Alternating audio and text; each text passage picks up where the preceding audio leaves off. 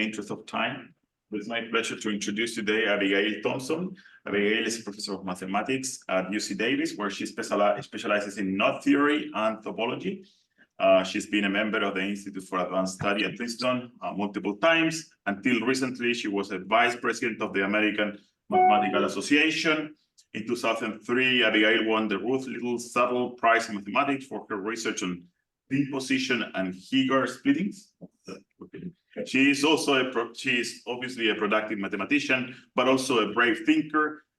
Since 2019, she has written several essays against the use of diversity statements in faculty hiring, referring to them as loyalty oath. These essays spark a big reaction both inside and outside the math community, and even an attempt of cancellation, an unsuccessful attempt of cancellation. And in 2020, the American Council of Trustees and Alumni named her a hero of intellectual freedom. So welcome, Abigail. Today, Abigail is going to talk about the two universities revised.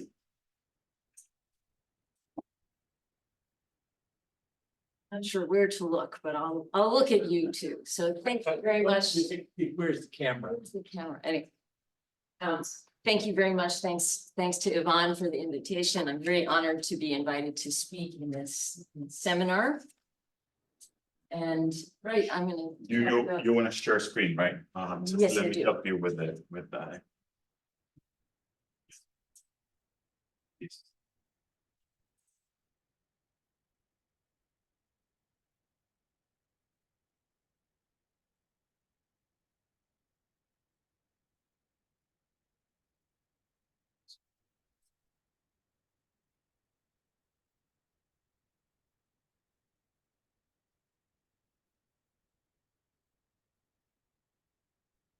You.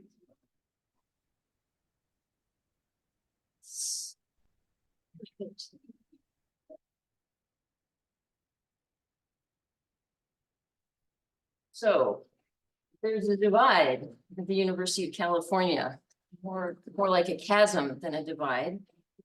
And on one side are those who believe in the traditional vision of the university. And on the other are those who view the university as primarily an agent of political and social change. The two camps have been in an uneasy truce for the past few years, but the truce was broken with another truce in the past few months. There's a fundamental incompatibility between these two views of the university. And what I'm going to talk about is what this means for the future of the university, assuming that it has a future. So the faculty and an occasional administrator on one side subscribe to the mission of the university as described by many people, but the James Madison program at Princeton is an example. They say, quote, "The core mission of the university and its distinctive contribution to the American Republic is the pursuit of truth and the advancement of knowledge through scholarship and teaching. This mission is sustained by freedom of inquiry, freedom of expression, and equality before laws and campus regulations." I'll call this side UC Truth. On side two are those who see the university primarily as an agent and promoter of social justice. Scholarship is incidental to political activism. For example, a recent UC Davis faculty position ad included the following language, quote, "The X Studies Department is rooted and aligned with the decolonial project that emerged from the Third World Liberation Front and envisions X Studies as a space for liberation, resistance, freedom, and decolonial and abolitionist futurities." This is the job ad. I've used X here not to protect the department, but because the X could stand for almost anything as long as the next word is studies. And here is an open letter, public letter from a department chair. And you can see, in fact, the department chair gives as the definition, the way I would describe Asian American studies is that to major in Asian American studies is to major in social justice. The advocates on this side are not wedded to the ideals of academic freedom and freedom of speech, but rather to curtailing it in the interest of furthering justice or equity. I'll call this side UC activism. A lot of us in academia are aware of the split, but it's usually kind of concealed from public view. When the university is advertising itself to the public, though, the achievements of UC Truth are the highlights. Here's what UC Davis highlighted in its fall 2023 fundraising. So this is the fall fundraising advertisement, and you can see what we're highlighting is advances in digital innovation. The second is a marine ecologist. The third, well, we would love some endowed chairs. The fourth is about innovations in developing new forms of energy. And the last two, not surprisingly for UC Davis, are about innovations in various agricultural areas. Not so much emphasis is placed on the reading group in Earthly Feminisms, for example, or the Radical Sanctuary launch, which took place admittedly in 2017, but you can see this is an official UC Davis website, and they are hosting Resist Trump Tuesdays. So the philosophical divide here is really profound. Members of UC activism don't believe in truth, and members of UC Truth don't actually believe that what's being perpetrated over in UC activism is an education. Harvard ex-president Claudine Gay, when she was apologizing for her lamentable testimony before Congress, quite tellingly spoke of my truth. So these are very different views. At present, I think UC activism is winning and possibly has won. UC Truth and UC activism are phenomena happening not only at Davis or the University of California, but at many universities across the country. When I was preparing this talk, I came up with what I thought was a really catchy title, The Two Universities. And I thought about it for a few days and I realized it was too catchy a title. And I know that like duplicative language is okay these days, apparently, but I thought I should check. So I did a quick search, and of course, it led me to an article with exactly that title from 2018 by Mark Bauerlein. So exactly The Two Universities. And it was a great read, but it turns out that it is very much time to do the revisiting. Professor Bauerlein's article gives it a really good point of comparison between the state of the university in 2018 and now. He also is basically contrasting UC activism unfavorably to UC Truth, although he's at Emory. But at the time, he wrote, quote, "Costs and benefits must be kept in mind. You can't blame campus leaders for softening up on the values, that's the truth side of campus, when relatively speaking, so little is at stake. The intellectual corruptions of higher education are real, but they affect a shrinking part of the institution." Bauerlein, a professor of English, was clearly very uneasy, but concluded that there was not much to worry about. Quote, "For most students and professors and administrators, the preoccupations of activist students are small irritants in an otherwise well-functioning and well-funded venture." And in 2018, I would perhaps have agreed. And I think most faculty in STEM fields would have agreed also. We were wrong. So for the rest of the talk, I'll discuss how I see the situation on campus now, how we got here, and whether or not anything can be done about it. We're gonna take questions throughout or at the end of the talk. I'm happy to take questions at any time. I'll let you know if there is questions. Okay. Yeah,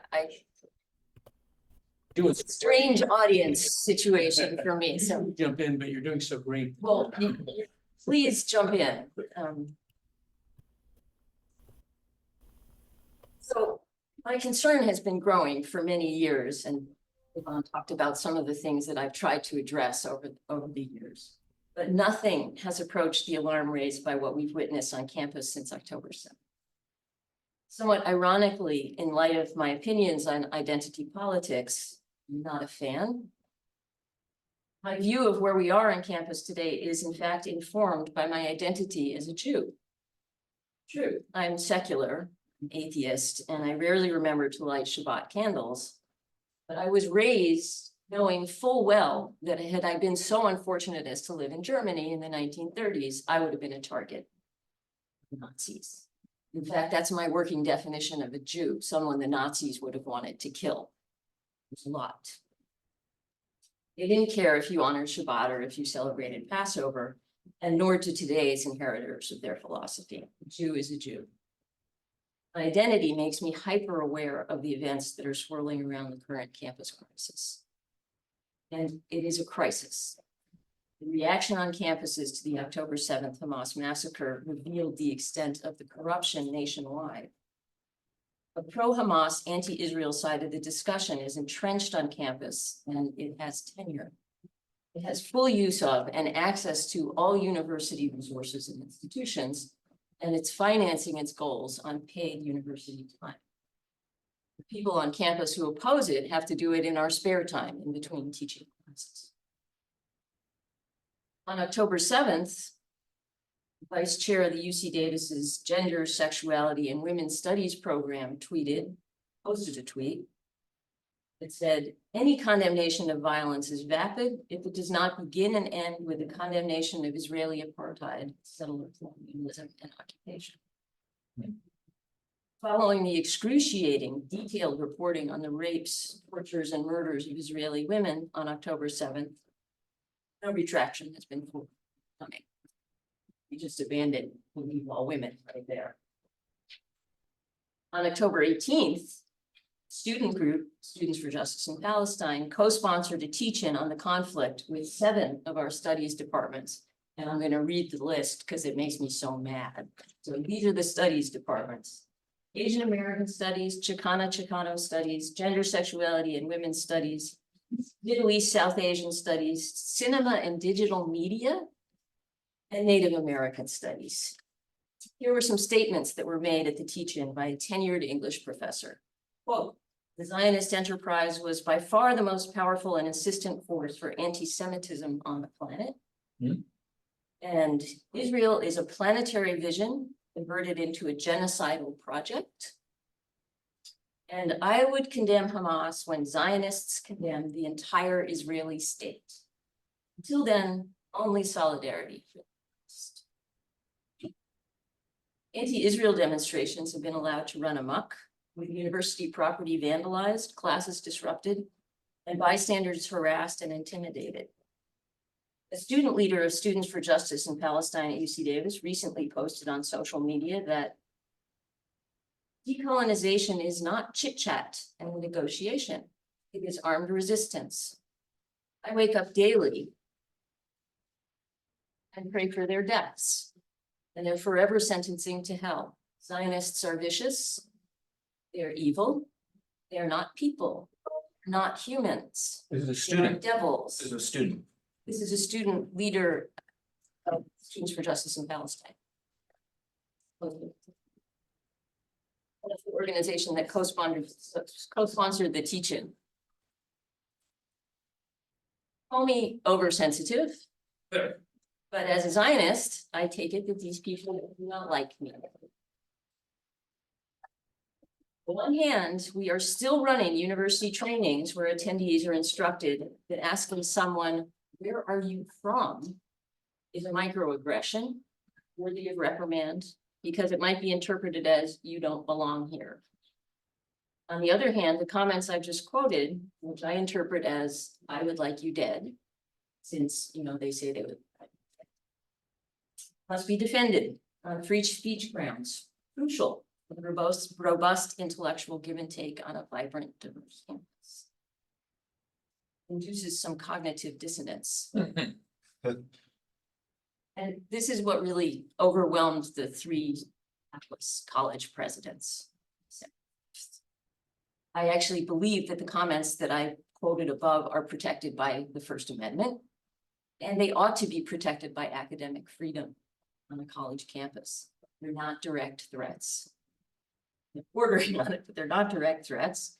They're not, in my opinion, very useful or interesting contributions to a reasoned discussion of the conflict, but that's my opinion. the university presidents were right. Simply calling for the genocide of Jews is on a public university campus. It's protected speech. It's disgusting, but protected. But we and they can't have it both ways. We can't say that rationalizing the Hamas terror attacks and glorifying the terrorists is A-okay, but saying, quote, I believe the most qualified person should get the job is not acceptable. Presidents fell into this abyss of hypocrisy. Questions? Should I stop? Yes. I do have one, and this is, I guess, with the setup. So one of the areas I specialize is in ethics, Yes. which with the way that you're presenting your original definition will fall into the social justice category. So I was wondering if you might be willing to allow a definition in which goodness can be true. So if morality can be something that can be studied, like mathematics or other things, then it can also be something under the truth category. But then that will mean that what you want to categorize as the social justice ones are not projects looking for the truth of what justice requires, or rather an application of what they believe justice to require without necessarily investigating it or investigating the truth of it. In other words, you seem to have this dichotomy between truth and goodness. And that is basically saying that that ethics then has to be by structure, right? What it is, has to be on the second side. And if you start doing that, then many of the arguments that you have against, like even arguments for freedom of speech, right, are ethical arguments. So your own arguments themselves will technically fall onto the second category. So I would say that my division is between truth and political activism, actually, Yeah. not between truth and. I used the word social justice, and I should have said social justice with a capital S and a capital J. Or the It's a application. very particular political definition of social justice. And that's what I mean to contrast between that and the pursuit of truth. I agree that the question of studying ethics and ethical behavior, absolutely. But that involves actual questioning, which is not what we're seeing. It's not what I'm seeing yet. So I'm loving what you're doing, which is why I'm unusually quiet. But so far we've talked about political activity of people on campus, both faculty and students. I hope you will get to the politicization of the teaching enterprise, the research enterprise, the administration, the bureaucracy, the scientific societies now, which are imposing political wills, which is, where you started with your beautiful work on DEI statements. I won't get to all of those things, but hopefully I'll get to some of them, right? It's metastasized, but Yes. I presume you're gonna get. I'm gonna get there, I'm gonna get to some of it, as I said, so. Okay. Let's see, where am I? Okay, so what was Professor Bauerlein right when he said, so this is what he said, the preoccupations of activist students are small irritants in an otherwise well-functioning and well-funded venture. And I think the answer to that is he was right. And I would like you to take the whole discussion of the anti-Israel activity as this is an example of the disaster that has not, this is the only problem. This is as an example. Eric Rasmussen has a question. Yes. Let me actually. Sorry, I was looking for my raise hand button, couldn't find it for a while, but I was thinking the point of ethics, justice versus truth again. And you gave a very good example, almost a mathematical one. I teach math to 7th graders, and they have trouble with the idea of a variable. What is X? What number is it? And you were saying about hypocrisy. So if your ethical system says freedom of speech is good for X, then you should be able to put a variety of different things in for X. And if you can't, then you have to look back at your ethical system and decide whether you value consistency or not. So maybe if these people took more math or logic, they might see some. These days. I'm with you. That would be good. Have you tried teaching them math or pointing this out? Not recently. Maybe. Okay, go on. Okay, All right, so thank you. So again, I think he was wrong when he said that this is a minor problem. And I will continue with this example of what's happened since October 7th. The effective anti-Israel propagandizing by both faculty and the students on the next generation is actually profound. When young people are polled, the results are shocking. In the December 2023 Harvard-Harris poll, I love the Harvard-Harris poll because they're such optimists. 51% of 18 to 24-year-olds think the long-term solution to the Israel-Palestinian dispute is for Israel to be ended and given to Hamas and the Palestinians. And when I say that the Harvard-Harris people are optimistic, they always, if you look at the headline, most voters prefer a two-state solution to the Israel-Palestine dispute. That's great. But if you look at the far left column here, you see the 18 to 24-year-old cohort. And the answers there are quite different. But they may evolve as they get older. They may, but, and I have to say, I don't know whether if we had looked at similar polls on similarly contentious issues, you would see the same kind of thing 10 years ago, but I'm skeptical. So this is not, by the way, because 18 to 24-year-olds think that everybody can live there in peace. 58% of them think that Hamas would actually like to commit genocide against the Jews in Israel. So this appears to be the desired solution. And then we get to the frank anti-Semitism. Again, I like the headline. A strong majority think it's a false ideology that Jews as a class are oppressors, but not amongst the 18 to 23. They think 67% of them think that Jews, not Israelis, but Jews as a class are oppressors. Is there any selection effect control on this survey? So this is a good question. As far as I can tell, they poll, I believe they're registered voters, but there are 2,000 registered voters. I would have guessed that if you restricted the poll to college students in this cohort, results, if anything, would be worse. That's a guess. I tried to find out. There's some incoherence. I mean, if I'm looking at the right one correctly, it says 69% of them think that Israel has the right to exist. Yes, I agree. There is some incoherence. And the more recent poll is a little bit better. They don't ask exactly the same questions. Well, definitions of two-state solution are another question they're not very clear on. Right. Which river and which sea, many of them don't know what they're, where they are. No, they actually don't know what they're talking about, but yeah. This is just a question of the term oppressor, because I think some people use it in the weaker Marxist sense of upper class. So I wonder if that's just catching an idea that people think that many Jews are upper class.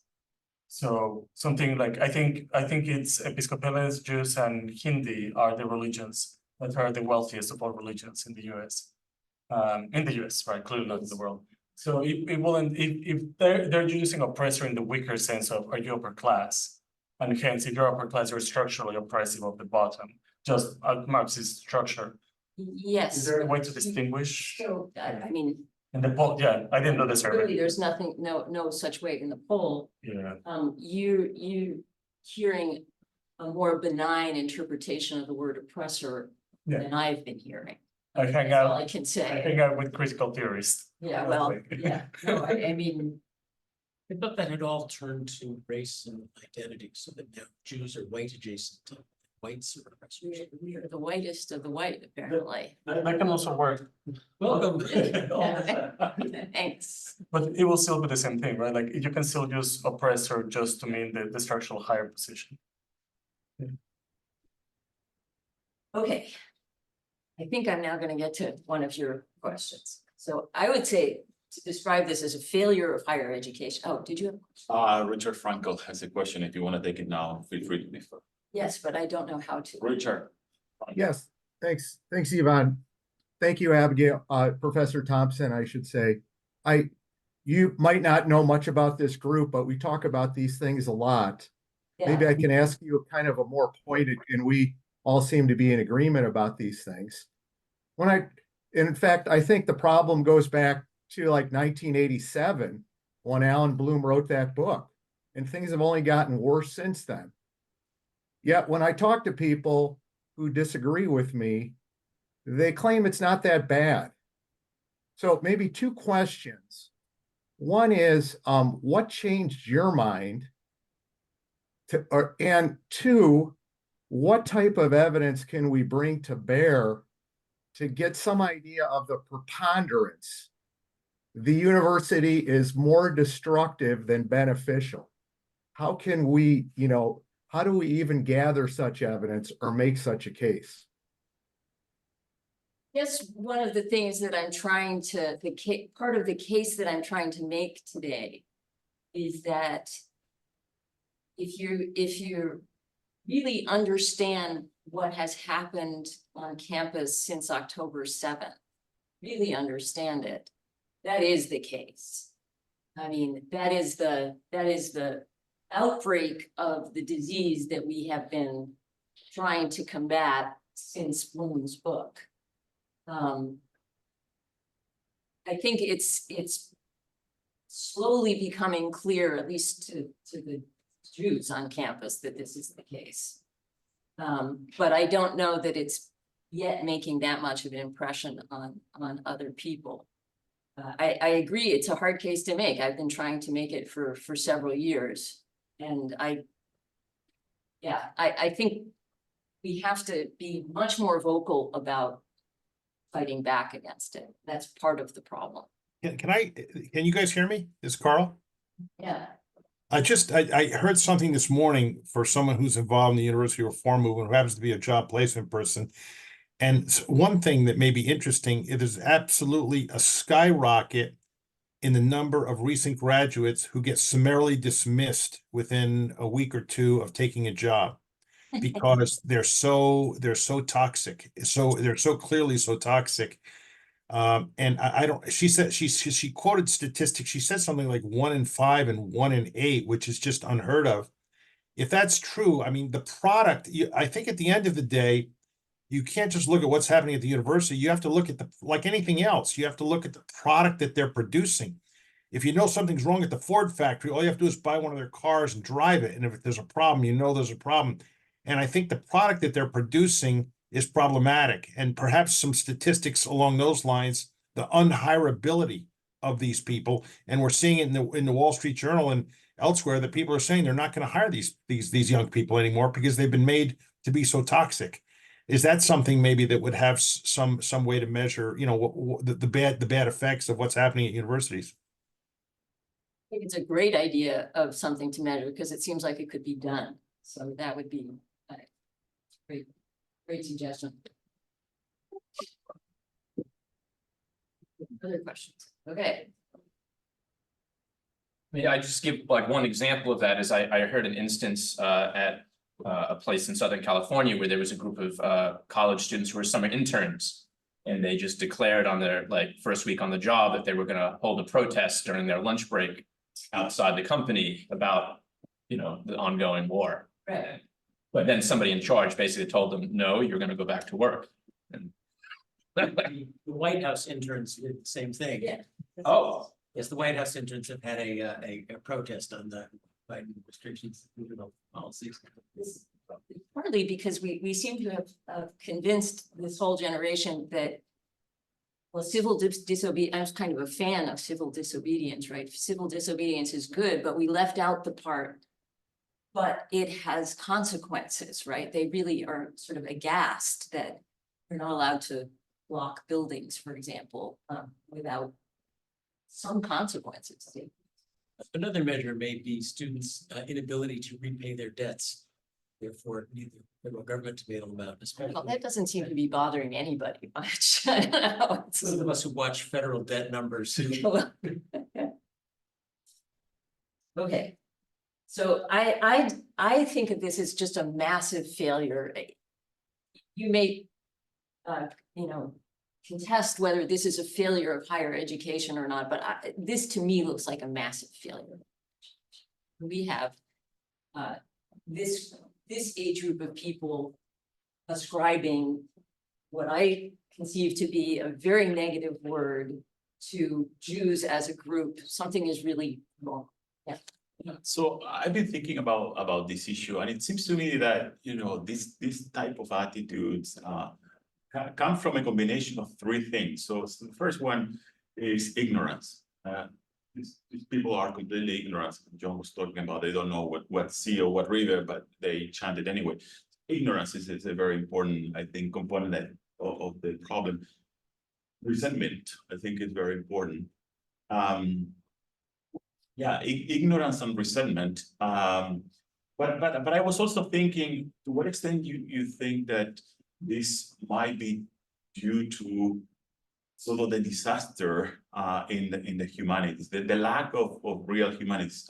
So my impression is that if these people really had a good humanities education, if they read a bit more philosophy, if they read good literature, they would not have these attitudes of these ideas. So I actually forgot about the third component, which I think is the ideology, right? It's also a very important part of it. There's a toxic ideology, and these people are jumping in, I think, in part driven by ignorance, in part driven also by the resentment. But I wonder whether this sort of disaster in the university has something to do with the crisis of the humanities, and whether, you know, recovering the humanities would be part of the solution, maybe a partial antidote to this.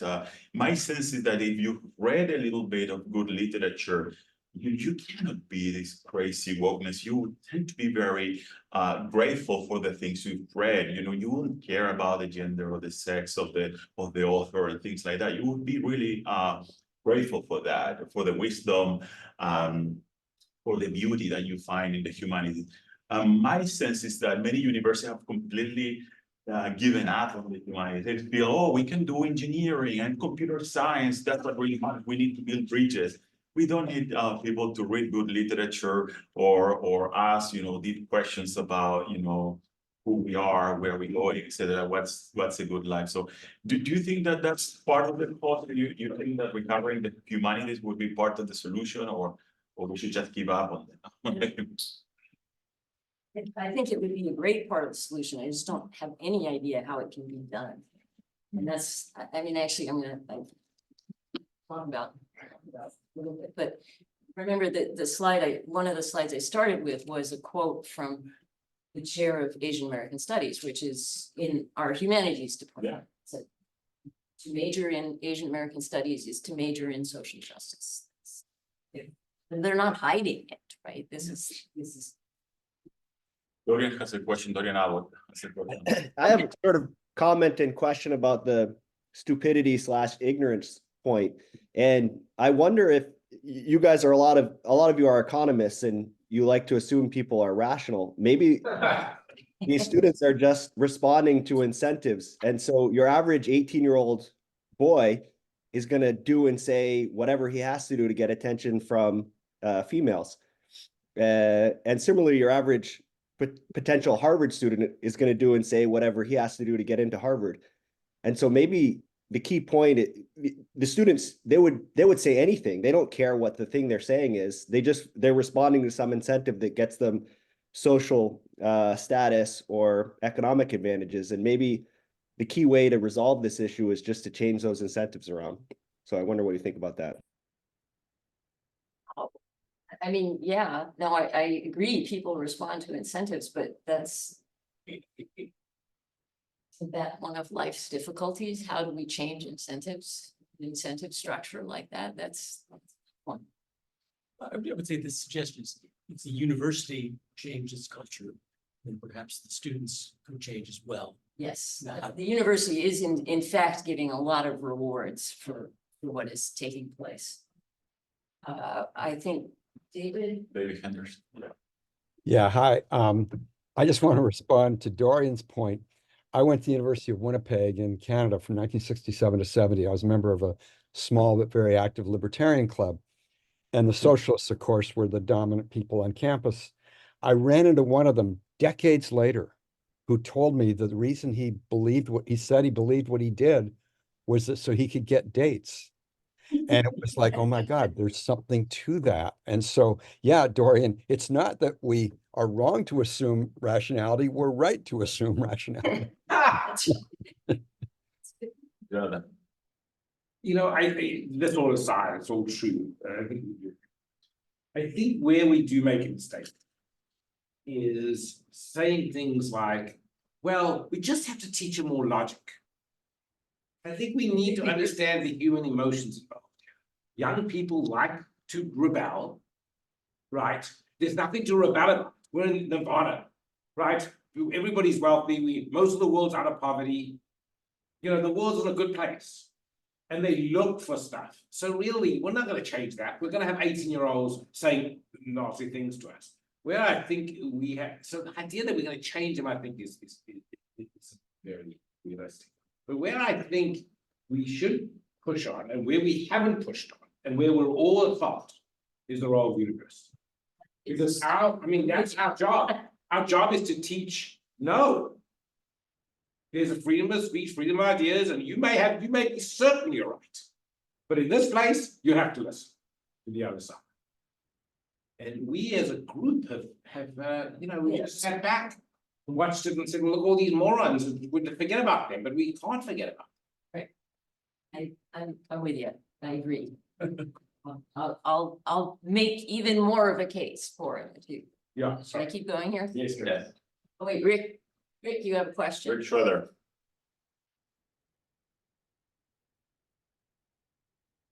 Unmute. Okay, there I am. I'm unmuted and maybe I can be seen.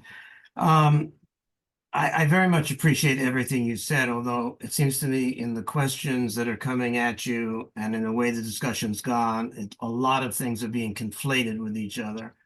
Alan Bloom, as I understand, Alan Bloom was not arguing against morally righteous people who believe they have the moral truth and are acting on it. He was writing a book about the radical subjectivism and lack of any sense of what's right and wrong on college campuses. It was a very different target than what you're seeing right now. Secondly, I really think you were to treat what's going on as an example of error, ignorance, and confusion on the part of the young, I think misses it. These are people, there have been two narratives about Israel and Palestine that have been going on for a very long time. Everyone has their own story. It leads to a dismissal of the other and the othering in both directions. If you get into it, there are concepts, there are arguments, there are claims. This is not about trying to get dates. It's not about the kind of incentives you're talking about. This is ideological commitment and two ideologies that are irreconcilable in a situation that has no obvious solution. With big stakes. So I think I really think it's a mistake. And adults think the same way. We're not talking about 18-year-olds. You can find people of all ages who will fall into the same ideological conflict if you just start talking about it. It seems to me that the important thing, or at least one of the important things you're bringing up, is what are we to do about our campuses? And how do we make them intellectual, not moral institutions? And that's what's happened over time.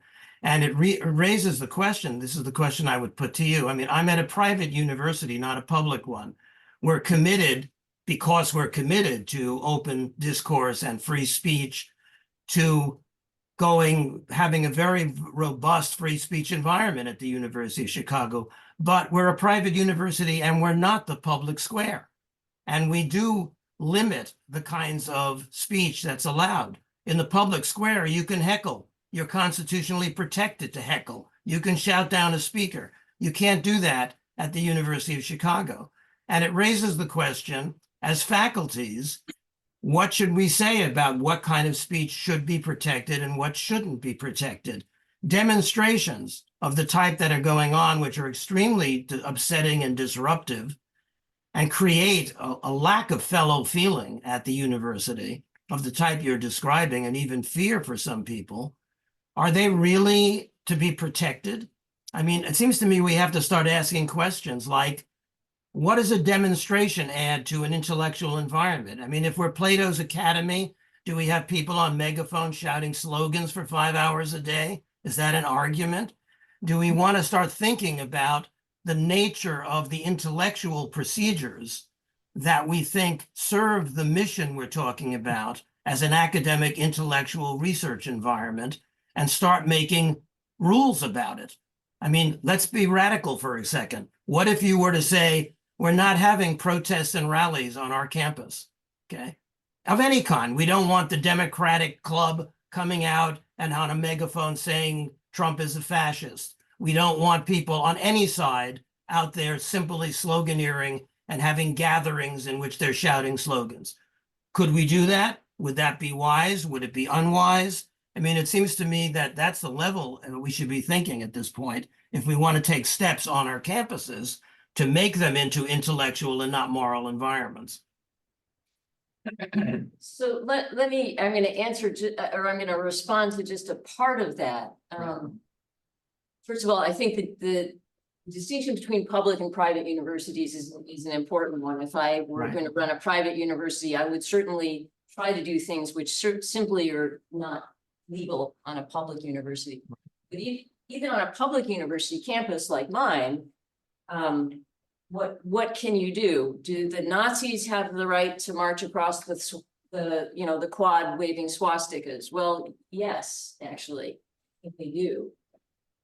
But the campus, as I understand it, has the legal right to restrict time, place, and manner of events like this. And in fact, we have very robust time, place, and manner restrictions on demonstrations. They're just not being enforced. Well, that's right. And that's something very practically that we can react to, right? Well, and believe me, we have reacted to it, right? You know, we say you really can't, I mean, it's much worse than just time, place, and manner. The demonstration on my campus before Thanksgiving culminated at 4 p.m, which is not the right time, with megaphones, which are not allowed, at the administration building, which is not the allowed place. And the end result was the administration building was covered with graffiti, which is just flat out criminal. So what?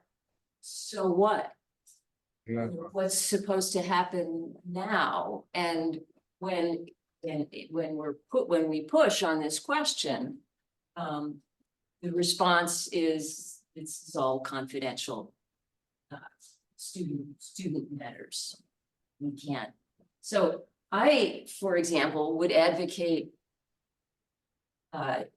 suspending Students for Justice in Palestine from campus, not on the grounds that they're walking around chanting from the river to the sea, which I find very threatening myself, but I realize can be interpreted differently.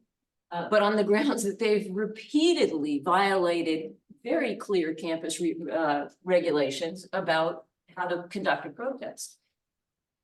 We're not getting very far with that. And honestly, I don't know if that's a very good idea, suspending them from campus, but things are getting a little bit out of hand, so. Well, let's just take the hypothetical of a private university. I understand the distinction. I'm thinking about it and writing about it a lot these days. But let's say on a private university, what do you think about a proposal which said, this is an intellectual environment. It's more like Plato's Academy than like a social justice NGO. And we don't think demonstrations of any kind are compatible with our intellectual mission, and there are going to be no rallies and demonstrations on campus. There's going to be dialogue. You want to set up a table and have conversations and debate. That's great. On any issue, all issues are open, but no demonstrations. How would you feel about that? No, I don't think I would be a fan, actually. But and why not? Because I guess, for example, if my campus was actually enforcing their regulations that they have, I would be okay. I'd be okay with that. The students, I mean, someone objected to, you can't just say it's 18 to 24-year-olds being nuts. It's much deeper than that, which I agree. It is much deeper than that, but in truth, 18 to 24-year-olds tend to be kind of nuts. And a lot of the reason that they're coming to university we like to think it's because it's to hear from our brilliant minds, but actually a lot of the reason that they're coming to university is to be with their fellow students and doing stuff like that. I wouldn't be a big fan, but I would be a big fan of actually enforcing the regulations that we have. If I could add to the, Yeah. it's not realistic. If you take federal funds and even in the state of California, you have to allow First Amendment campus. And I think we've gotten distracted. The issue is not freedom to speak or freedom not to speak. The issue is, why is it that the universities have become, offered the freedoms to speak? So many people on universities choose to speak one particular social view and use the administrative structures of the university to enforce conformity and to stop others from speaking, researching, teaching, and so forth. Yeah. So really, the protests are in some sense irrelevant, because the problem is it's taken over the structure of research, teaching, university governance. What we do in the university, not who's out talking what on the plaza. Yeah, I agree. So there's hiring and admissions too. Why do we let in so many students Who want to do this? views like that? Sorry. Feel free to defer questions if you want to. Okay, I'm gonna defer questions for a while. Keep going here. Let's see, I'm gonna skip a bunch here, but I do want to talk about this philosophy that the role of faculty is political activism, which is this is really true, right? That there are these substantial number of faculty, particularly in these studies departments, who think this is their job. And so I'm going to talk a little bit about something that happened at the UC Regents meeting in January 2024. They were considering a proposal to prohibit departments from posting political statements on their websites. So an example of the type of posting that they were worried about was, it was a statement on the Israel-Gaza war, and it was a statement from the UC Ethnic Studies Faculty Council. The statement is prominently posted, or variants of it are posted on multiple University of California department websites, such as UC Davis's Asian American Studies Department. So this is an official department website, and this is just a quote from the study, from the statement. Community trying to free themselves is not the same as one of the world's strongest state militaries. To hold the oppressed accountable for, quote, terrorism reinscribes a colonial narrative. That is, treating Hamas as a terrorist organization, or calling Hamas a terrorist organization, is to reinscribe a colonial narrative. They were responding to a statement by the UC president and chair of regents, who had in fact called Hamas a terrorist organization. The proposal that the regents were considering read, quote, official channels of communication to conduct the business of the university should not be used for purposes of publicly expressing personal or collective opinions of unit members or the entity. Good. Sounds harmless, but didn't go through. The pushback, well, there was a demonstration. The meeting was anyway. The pushback to the regent's proposal was fierce. So remember, the regent's proposal was no political statements on department websites. Pushback was fierce. It came from exactly the departments that believe and defend the idea that political statements. And the student regent designate talked about this. He expressed this pushback in this way. He said, quote, the policy constrains experts from effectively communicating crucial information, and it fails to acknowledge that scholars base their statements on research, theory, and factual data. Statement. Programs like ethnic studies rely on, he really liked this phrase, research, theory, and factual data. Our expressions are not rooted in subjective opinion. Thank you, I appreciate that. The nature of our statements is inextricably interlinked with our research and expertise as scholars, aligning with the essential responsibility for which we are employed by the UC. And then somewhat cluelessly, he added, I truly believe that this opens the door to dangerous rhetoric. So this is where you can see UC activism is actually masquerading as UC truth. And I think this is one of the things that you were trying to get at. This is hard, this is tricky, right? But the claim is that it's their data, their research, which has led inevitably, remarkably to the truth. Mr. Bahari goes on to liken these department political statements to statements by biologists who discover hazardous chemicals in the water system and utilize their department's webpage to inform the public of danger. And this is a common tactic in UC activism. You use jargon and pseudoscience to present your opinions as the truth. And notice that suddenly the idea of my truth has receded. Yeah, That works exactly. quickly here. Yeah. And I don't want to interrupt, but just to push back. And so we just built, I am a lowly postdoc. Another reason why I think operation can be used in a weaker sense, I can think that postdocs are oppressed by people who are, well, like benevolent. You think postdocs are oppressed? Oh, yeah. We can talk about that later. Why don't you take the job? Because I am oppressed. Like it's No, most people don't. Have an option. They have an option.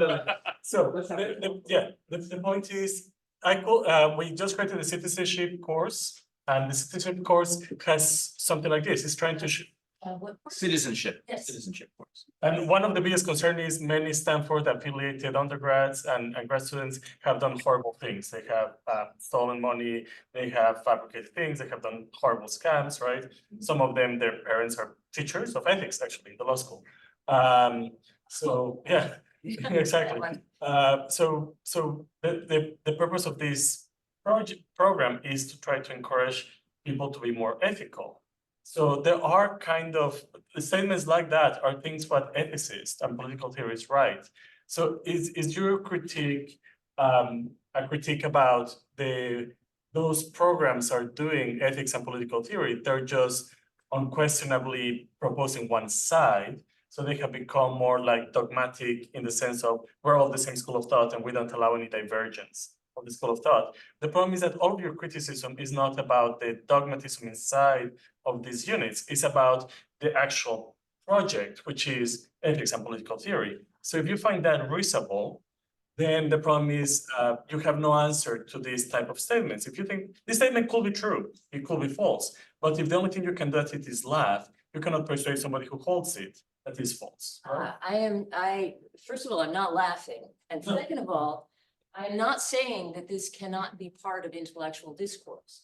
What I'm saying is that if the Asian American Studies posts this statement and as a public statement of the faculty on their website, then if you're a Jew and you take a class in this department, you're crazy. That is, this is part of our intellectual discourse. This is our statement of truth, right? That's how it's being presented. And that's what the regents were trying to prevent happening. They failed. I'm not sure that this will ever go through. They voted on it and there was more regents voting against it than for it? No, there was a demonstration about some other issue. And the demonstration ended the regents meeting early. So they're gonna, I believe they'll readdress it at the next meeting, but I don't know whether this will. So. Okay. Yeah. Okay. So let me go on here. I think that this student regent was completely correct about one thing, and that is that the political statements are actually part of the essential responsibility for which the faculty are employed by UC. These faculty activists are the end product of a deliberate system of faculty hiring, and the system encourages and rewards the hiring of faculty on the basis of their political activism, not their scholarship, as long as their activism aligns with a particular purpose. So, of course, I find the whole outbreak of anti-Semitism thing personally extremely frightening and alarming. But I do think it's a symptom of the underlying disease. And the two main causes that I see of the underlying disease, and there are others, I agree, but the two that I can see are the politicization of the faculty, which is what I've tried to be talking about here, and the replacement of scholarship by activism. And the second is the suppression of free speech and academic. And of course, I know all of you are very familiar with the free speech academic freedom issues. Dorian Abbott, Dorian, are you still here? At MIT, Carol Hooven at Harvard. Closer to home today, Judge Kyle Duncan, Stanford Law. And someone mentioned I went through an attempted cancellation a few years ago because I wrote an op-ed in which I compared mandatory diversity statements to the loyalty oaths of the McCarthy era. The faculty participation in these cancellations, I find much more egregious than the student participation, which is bad enough. When Dorian was canceled at MIT, a colleague of mine at UC Davis, faculty member at UC Davis, posted, "I strongly support First Amendment rights, my rights and yours to state our opinions. I also strongly support being held responsible for the impact of those statements. I am willing to be uninvited to give a seminar because of my intersectional feminist perspectives." No, that's a joke. This was a scientist. That's such a joke. He's not winning. She's right. She's not winning. If she got canceled, Okay. we'd be here in a second. But, you know, anyway. And another one wrote, also a scientist wrote, "Freedom of speech does not protect you from the loss of your privileged expectations." It's a privileged expectation, Dorian, that you should be allowed to speak. And of course, there are these notorious lists of forbidden phrases, and I just really like this one. This is Daryl Wing Sue's list of microaggressions. Oh, sorry. I'm sure you've all seen this. This is the one that says, "I believe the most qualified person should get the job." Well, there was an issue in this school. I know, you had your own list. Where professor actually had it. And see, he said, "I need this," but in the group, we had an issue. Okay, so this puts me on the horns of a dilemma. I just really like the picture of the cow, actually. So I'm a proud founding member of the Academic Freedom Alliance and a very enthusiastic supporter of the FIRE, the Foundation for Individual Rights and Expression. These organizations are really trying to address the issue of the suppression of free speech and academic freedom on campuses. On the other hand, my university and many others across the country appear to be hotbeds of institutionalized anti-Semitism, among other various extreme political views, as consequences of the replacement of scholars by activists. The loathsome speech, which is being promoted by programs, faculty, and students, is speech I am supposed to, in principle, protect. I am bound, in principle, to protect. So this is where I think we are. Sensible people outside of universities are baffled. Surely not all faculty are on board with these sentiments. Surely the system of faculty review should be weeding out political activists masquerading as scholars, not rewarding them. Surely administrators understand the difference between scholarship and activism. Why doesn't the faculty speak up? It seems to me the problem is who owns the university? What is its? Who's running the place? Yeah, I mean, I just, like faculty. Yeah, like I wish more fellow faculty speakers, basically seeing a set of people on campus basically here, but it's, we're powerless, really. Like we're also employees in that sense. The policies of the university are set by who are they set by? Like, are they set, do the trustees, are they responsible? Is the president of the university? I mean, we had the president of the university come and he told us he was helpless. Right, and this is a great question, which I don't know the answer to. I would hold the trustees responsible. Because that especially at a private university. Well, you know, you have an activist faculty member. don't hire them, right? You say, I'm not going to, we have standards for like what your promotion is. If you don't meet those standards, and if the standard is you have to publish in real ideas and show evidence of actually doing scholarship. Well, wasn't that long ago we knew how to do that. Right. So I would say the faculty run the university, and what's happened is the faculty have been taken over. Minority, and that's why things are the way they are. we hire too many, you agree with this, like we hire too many of these. That's the faculty have to do the hiring. Yeah. The faculty are running the university. But what do you do? They gotta accept that fact, and if you want to change it, you have to start with the faculty. But what do you do when it's too late?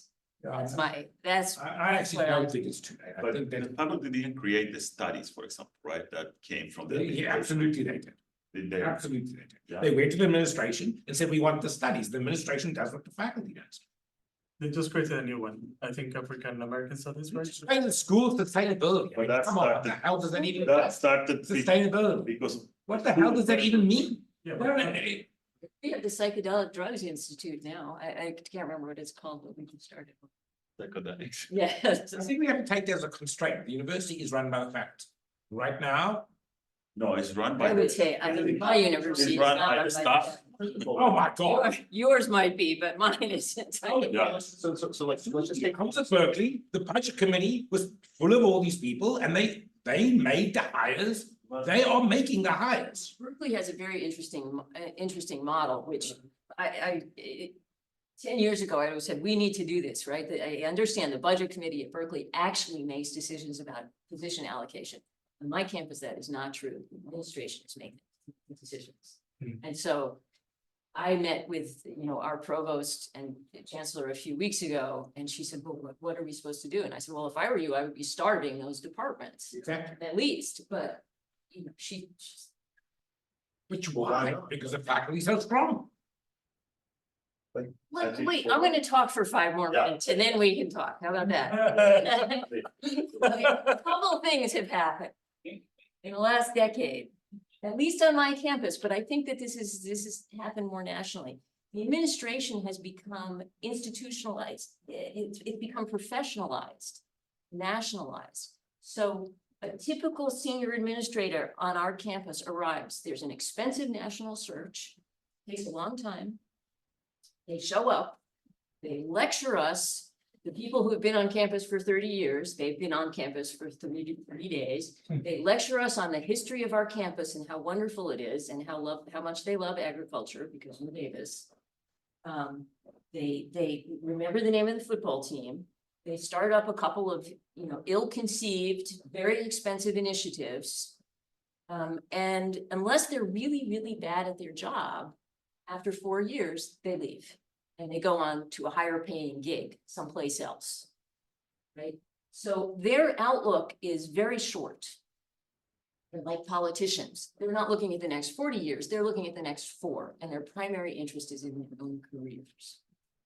It may be different on a campus like Stanford, but I think that this is very typical of large universities across the country. So all they want is a quiet life, actually, and their next better paying job. And for people in the STEM field, all incentives are just to keep your head down. All we want is a quiet life also. Ask any mathematician, all you want is to be left alone to get some work done, right? And that's why you went into academia in the first place. Why wouldn't you just do that? What is it to you, what's happening over in those fields, in those studies? It just doesn't seem to matter. I think this is, as we've just been discovering, this is really a losing strategy. We have lost control of a lot of the pressure, I think, for this downward spiral of faculty scholarship has come from the DEI bureaucracy. I don't think there's any way around it. There's been a lot of pushback on DEI since October 7th. Jews have finally realized that DEI should be renamed DEIEJ, diversity, equity, and inclusion, except for the Jews. A lot are still trying to expand the DEI umbrella. That's like the obvious, simple thing to do.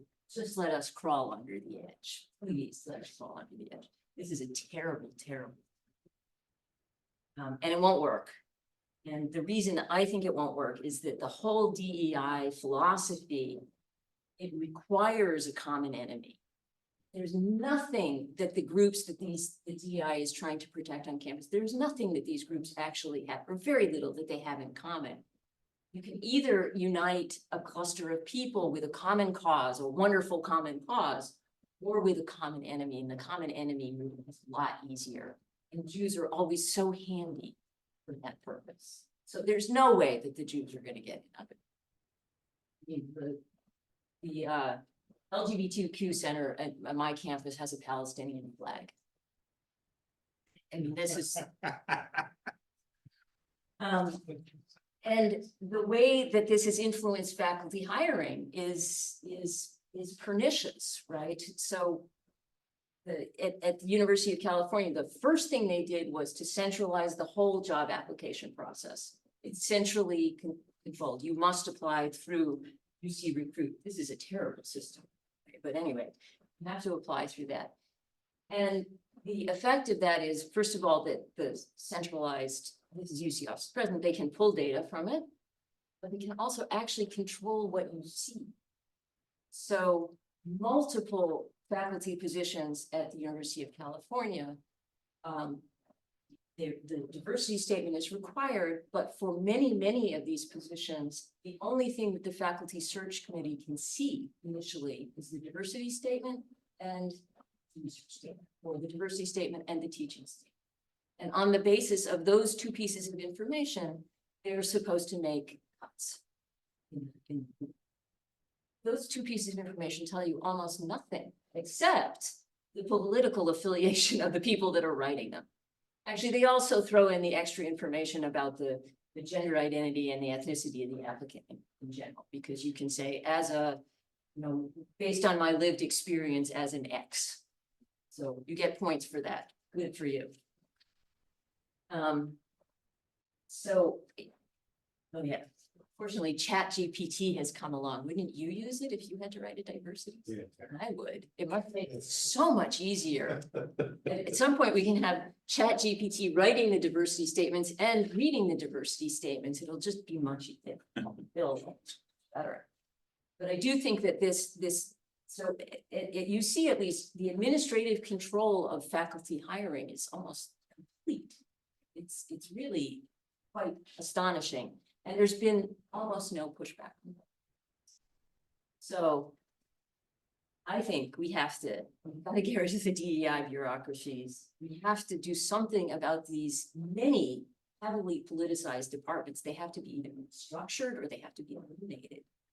And we have to do it while we're defending free speech and academic freedom. And I don't know how to do it, except to say we have to engage. This isn't like they're just going to be, the attitude of my administration over all of these protests seems to be basically to hope for a really, really rainy spring. But we can hope that they'll just quietly go away. I don't think so. I think we have to be willing to stand up and say, and this is really hard to do. I think that the research that is being done by faculty in this department is not academics. It is not academically rigorous. It is not appropriate to have at a university. It's very difficult to do. But I think unless we, the faculty, are willing to stand up and fight for it, we're really toast. On that cheerful note, I'm gonna stop. Questions? Bill, feel free to ask your question. You've been waiting patiently there, so. Oh, no problem at all. Thank you. This has been very interesting. A quick comment and then a question for you, Abigail, and all of the other professors on here. And I'm speaking as a non-academic who spent his career in the real world. This conversation reminds me so much of the old fable about who will bell the cat. I'm sure you're familiar with it. All the mice agree that life would be better if the cat had a bell on him. That's what this sounds like. And what I'd like to ask you all to comment on is, why is cowardice so widespread amongst faculty who who complain about all these things, but will not fight for it. We have such a problem at MIT because it's a tiny minority of the faculty that are driving the culture there, mostly from the School of Humanities, Arts, and Socialist Scientism. Most of the real scientists and engineers are just doing their job, and I'm trying to engage with them. I have a whole mole network. They will not stand up. They will not push back. They will not risk their lab space, their parking spot, their whatever it is that academics care about. What does it take to embolden these people? How do they find their courage? I don't have a good answer for that, but I think understanding that the incentives to do so are zero. I mean, they're negative, in fact, right? Speaking up has very few benefits, and it's quite unpleasant. And I don't know how to deal with that, but I'm sympathetic to leave me alone. I want to get some work done. I am. I just don't think that you're going to be allowed to continue to work. And I think if there's any way to convey that if we let this continue, if we let this downward spiral continue, you're not going to be allowed to sit in your lab and do work. You're just not, or you're going to have to do the work that you're told to do. And it's difficult to make that case. Okay, so the next one, I think Mark Roston was waiting, so. Yeah, Mark Roston. Hi, thanks for the talk. This was great.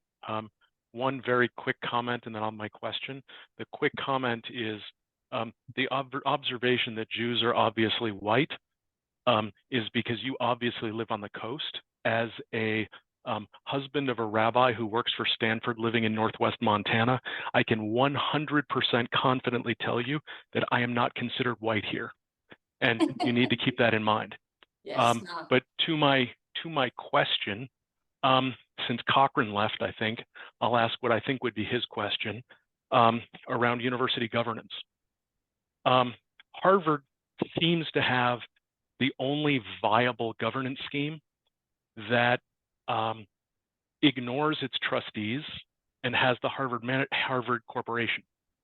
So the real governance happens at the Harvard Corporation, and the pretend governance of pandering to alumni who are wealthy happens at the Board of Overseers or whatever, which is equivalent to most universities' Board of Trustees. But Harvard seems to have blown it. Is there any path where Harvard could fix this because they are best positioned with their governance and maybe other universities could learn from their governance? Thanks. Yeah, I don't know much about the governance structure of Harvard. I think the thing that seems most likely to move them is the potential loss of huge amounts of money, which seems to happen. And they do take that seriously. I don't think that that's going to be enough because, again, I'm with you. The problem is the faculty. And it's when you have so many faculty who are corrupted already, I don't know what you do about that without real restrictions on academic freedom, which I think. The direct, because those faculty are paid and they have money. You know, the science faculty have NSF groups. Yes. Those other faculty do not. And when that money stops coming in, it does hurt. And then they have to then make those decisions. You want them to make? It's the optimist. I'm a pessimist. At Dust University, I think there's. Well, you heard President last week worry about the money. Good. Yeah. Worrying about money is good. The problem with the UCs is the money comes from taxpayers. So there's no mechanism in a unified state. Right. There doesn't seem to be. Yes, I think the prospect for the UCs is not good. Amy Watts, next. Yeah, sorry. I'm just interested in this question of why faculty don't stand up to DEI. I have myself done that, and I can provide a sort of living guide to the consequences of doing it. But I want to just say before I sketch that very briefly, that this is a classic collective action problem. If groups of people got together and together stood up against these people, the whole DEI establishment, and developed some kind of program for dealing with it, that would make it a lot easier. It's only because isolated individuals, it's only isolated individuals who are willing to do it. And so it's really easy to persecute those people. And, you know, there are a million ways to do that. I mean, all the way from official charges being brought to ghosting and being shunned and, you know, having your children's friends bring pressure on them and on your spouse and all of that sort of thing. And of course, name calling is the weapon of choice.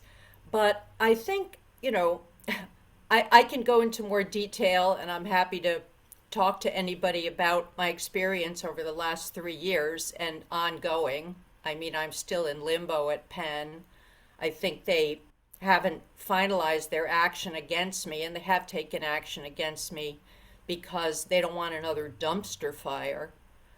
But, you know, I will say that standing up against the zeitgeist, against what I consider an evil and destructive zeitgeist, which is wokeism, does require sacrifice. There is a certain degree of sacrifice that is necessary, just like with civil disobedience.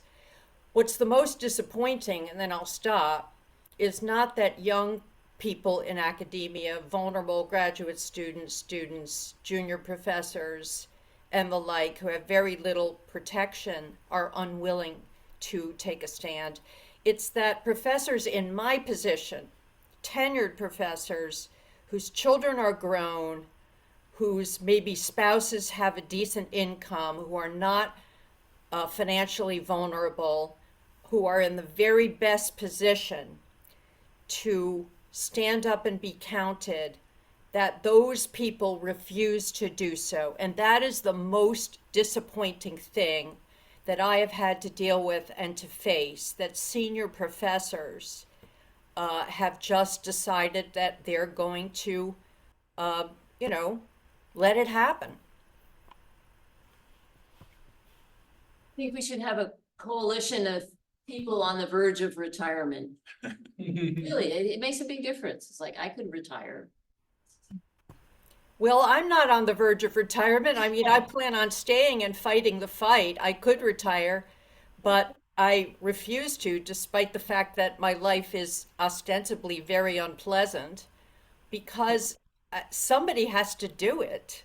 Somebody has to not back down and, you know, be a thorn in these institutions' side. So, yeah, people who could retire if they wanted to, but have decided that they're not going to, precisely to prosecute this cause.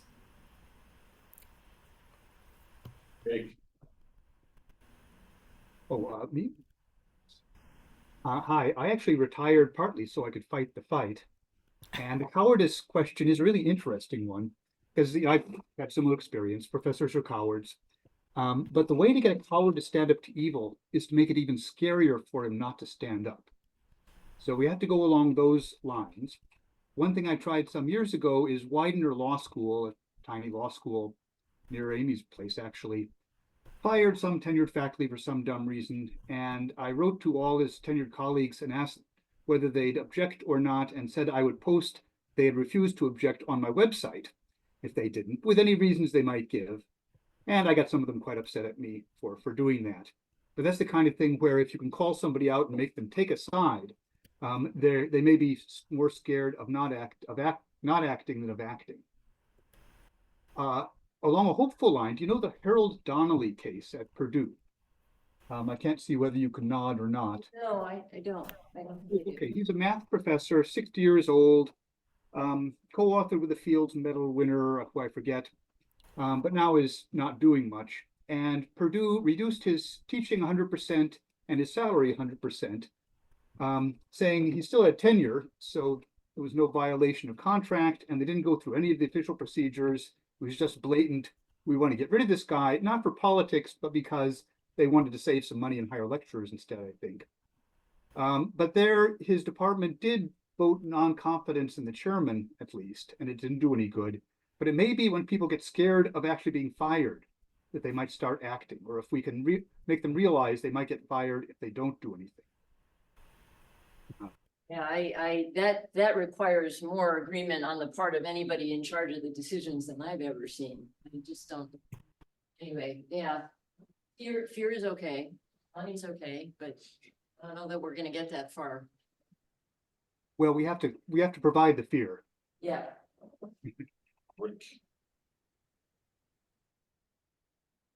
Schroeder. Oh, yeah. Well, just two observations, ironic ones. I mean, tenure, of course, was supposed to serve the purpose you're talking about, and apparently is not working. And the other is, of course, there was a thought that increasing the faculty governance at universities would also create a free speech environment, and it seems like faculty governance is part of the problem now as much as the government or the administration might be.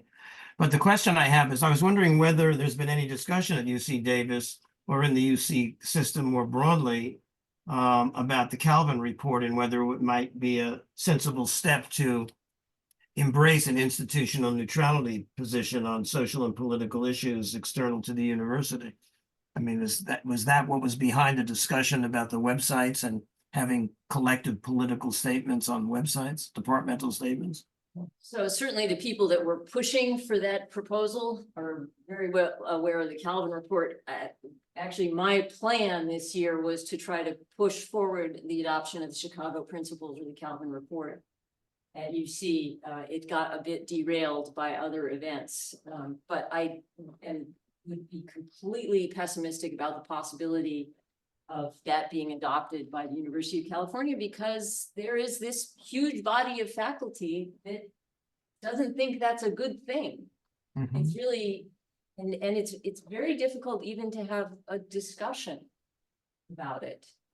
So yeah, And you think the administrative leaders would not get behind it? I mean, one of the things at Chicago that helped establish the tradition is that the first president of the University of Chicago got up on a big occasion and basically said, the university qua university will never be a disputant on either side of any public question, period. And, this is Zimmer. No, Zimmer, of course, was a great advocate. No, I'm going back to Harper. Right. You know, I suppose it was about 1900 when he said that. And of course, the Calvin report came out in 1967, but the report itself was summarizing what they viewed as a tradition that was already there. And Zimmer, of course, was a big defender of it. But the point is, you know, I'm not sure if you took a vote at the University of Chicago that the faculty and a majority would support Calvin. I don't know. Maybe they would, maybe they wouldn't. It's not obvious they would. But it's so institutionalized now, and the leadership and the board of trustees stick by it. And so there is something to leadership, even administrative leadership. Chicago is lucky, but I think that time for that amount of luck has passed. Yeah. Yeah. There's something we learned from how the ethnic studies departments came into existence. I mean, I was here at Stanford as a freshman in 1986. I watched who was it, this political leader walk through the university, lead a group of students saying, hey, oh, Western culture's got to go. Yeah. It was Jesse Jackson, ran for the Democratic Party. He, you know, there was a major political movement to change universities to have those departments from political parties on the outside that pressured them, including Stanford. Yeah. I mean, I think So we should march through the university saying, hey, oh, ethnic studies has to go. I don't know. It's I think that's not the idiom that the philosophers on this side use. But like I think that kind of political pressure is the only. I mean, if what we're talking about is like a massive cultural change within the university. You need to have a political program that aims at changing universities that way in order to change the university. And it's just within the last 30 years, we saw an example of a successful one in this direction. It's led us to this place. I guess for me, the first thing is to recognize that massive political shift in faculty has happened. Yeah. That, we couldn't pass the Calvin. But it was external, right? I think if you took a vote of the 1986 faculty of Stanford, you would see very strong support for Calvin kind of ideas. Especially coming out of what happened in the 60s and 70s with the fight over the Vietnam War. Now you would see. Yeah, I mean, so it's a sea change, but that came partly from political pressure from the outside. And the University of California is doomed. But you all may be okay, because you've got donors. Changes, right? Like the question is, you have to make a public case for why it's in the interest of the people to have this. Right? It can't just be an intellectual case. That's so like there was a very, very simple public case made by the people who pushed for this establishment of the ethnic studies rights. We're not represented in your faculty. Our concerns are not represented in your faculty. We ought to be, because we're equal citizens. That's a very powerful case. They're very effective, right? So an equally powerful case could be made for, look, it's really important to have our universities devoted to teaching our kids the right to be good citizens, to know basic facts about the world. It's the cornerstone of how we grow as a democracy. I mean, you could make a case like that. Making the intellectual argument doesn't seem to be getting us. No, I mean, it's to be a political case. I think it's working in Texas, right? Didn't Texas just create the leadership school, which is functional like the humanities as a reaction? Yeah, and I think a few other universities are creating. But it's going to take political action. This was happening in Florida, right? There's this massive. Right, and I guess my concern is that some of it is the Academic Freedom Alliance is objecting to on legal grounds. It's really over heavy-handed and over. I actually think you're too pessimistic. I think that I'm too pessimistic. I think that in the faculty, this is still a minority, even though they've taken over many of these departments. I think that if we stop sitting back on our asses, right now, this afternoon, I start personally. I will. We passed a censure motion of Scott Atlas, was ludicrous, and I said to myself, "We've got to get that rescinded." I got the signatures. I optimistic it's going to get rescinded. That when people actually, to the majority of the faculty, you say, "Really, this is the university you want?" The majority of them will say, "No, that we don't want that." But we have to get off our asses. I know you're off your ass. You are.